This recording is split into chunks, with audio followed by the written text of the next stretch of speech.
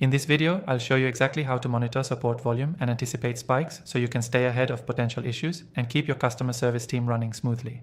This is crucial for maintaining a high level of service, especially during unexpected surges in support requests. First, the key to monitoring support volume is understanding your current baseline. You need to track your average daily or weekly ticket counts to get a sense of what's normal for your business. Most help desk software will allow you to track this easily.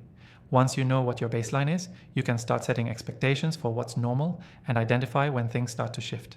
Next, look at historical data. If you're using any form of ticket tracking system, this is your goldmine. Analyzing previous trends can give you insights into what causes spikes. Maybe it's a product release, a marketing campaign, or even a seasonal change in customer behavior. Identifying patterns like this can help you anticipate when support volume is likely to increase. Now let's talk about setting up alerts.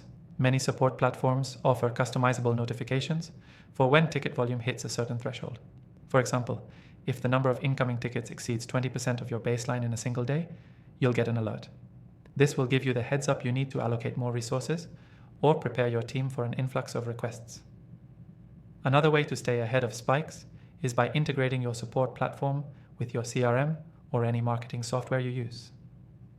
When a new product release or promotion is announced, your team can anticipate a rise in inquiries before it happens. This proactive approach allows you to prepare, not just react. You also need to consider customer sentiment. Are customers frustrated or happy? Using sentiment analysis tools can help you identify if there's a negative shift in how people feel about your product or service. This often correlates with higher support volume, especially if issues or bugs arise that cause frustration. Once you're comfortable monitoring support volume, the next step is to plan for these spikes. Having the right processes and team in place to handle sudden increases in volume is crucial. This includes training team members to handle more complex tickets or even temporarily increasing your support staff, depending on the situation. Now, for the best part, we'll be using some software to track all of this. I've tried all the popular options, and I'll show you how to monitor support volume and anticipate spikes using the software we'll be using today.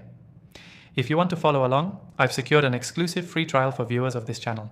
You'll find that link in the description below, so don't miss out on this offer. Here's the key takeaway.